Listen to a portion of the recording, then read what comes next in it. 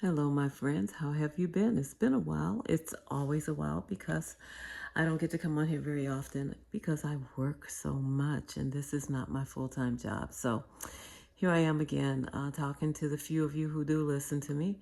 And hopefully I can get through to a few of you and maybe to many.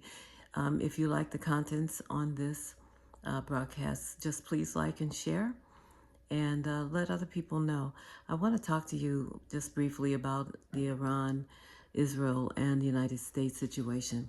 I'm going to start with the Civil War in the United States, and I'm going to connect this, and you'll see what I mean.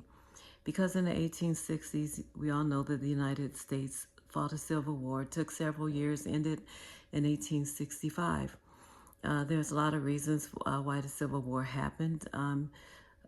Powers between federal and state, trying to preserve the Union.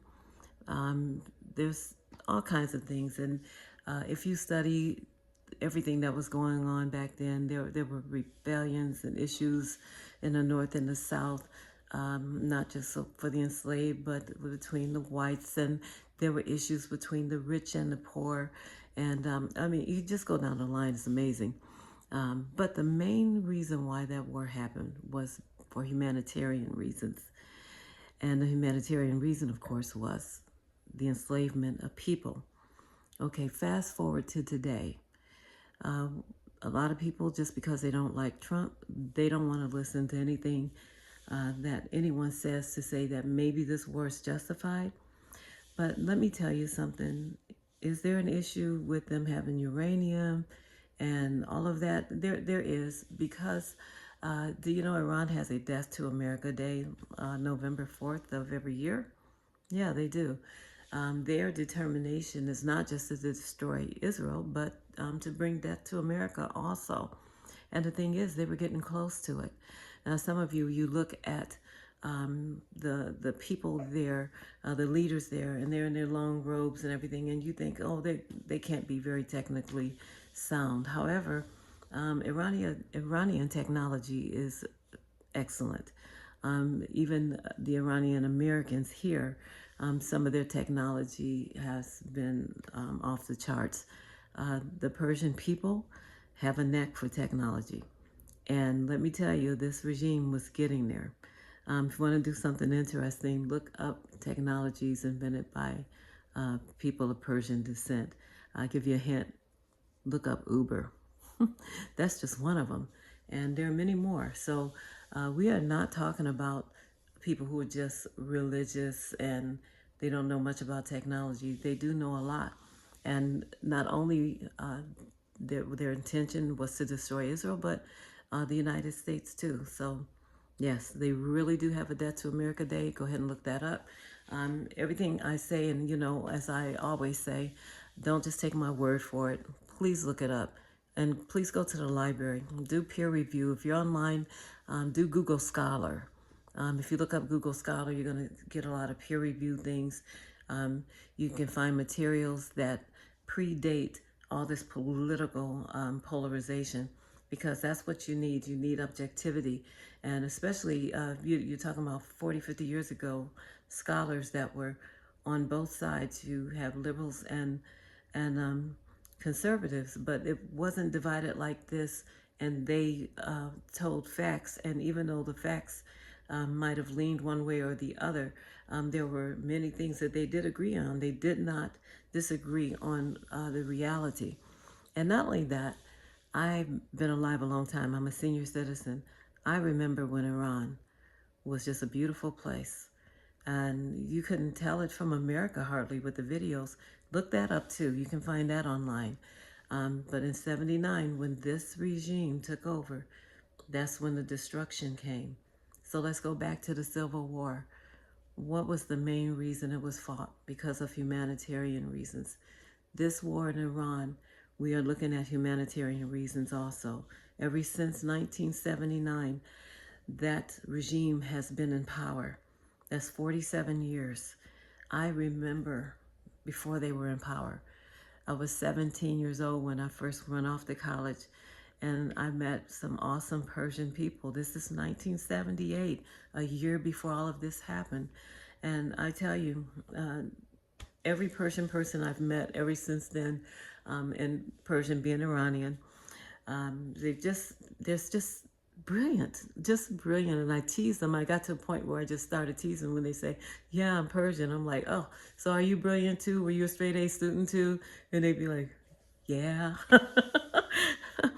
I'm sure maybe there's some that weren't, but somehow I've never met any that just seemed like if they weren't high honors, they were all A's and they're good at technology and all that. So this threat was real, but the problem is the vast majority of the Persians that live in Iran are under a very suppressing regime.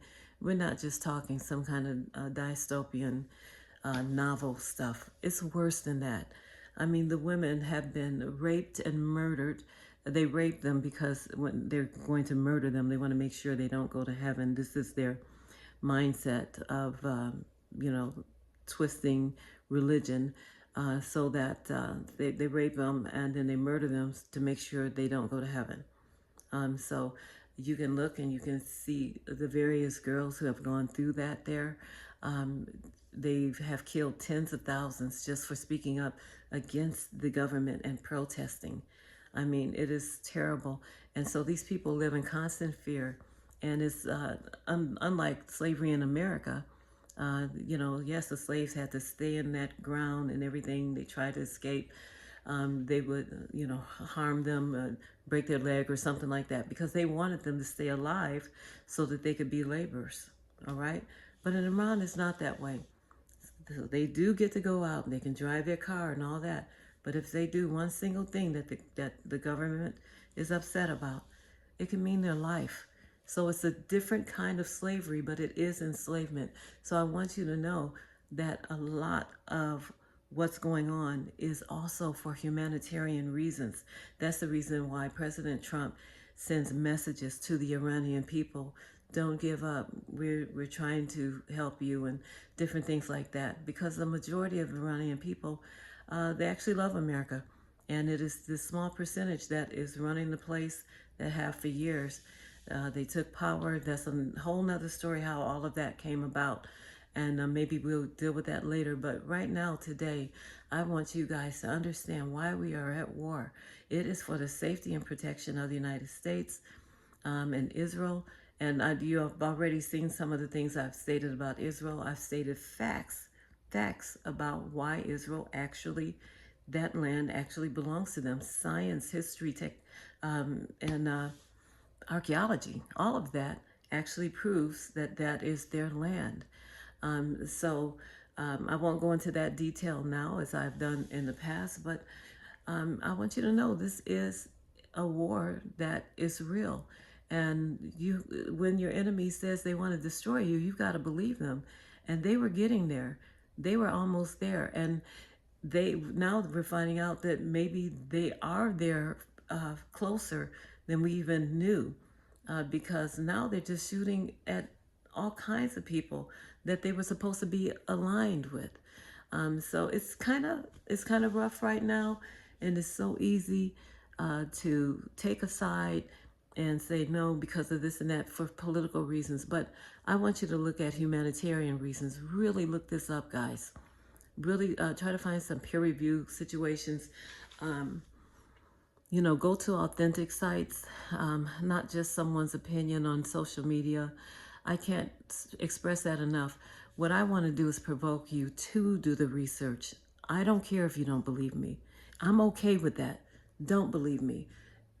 All I want is to make sure you go and say, I did listen to her and I want to prove her wrong.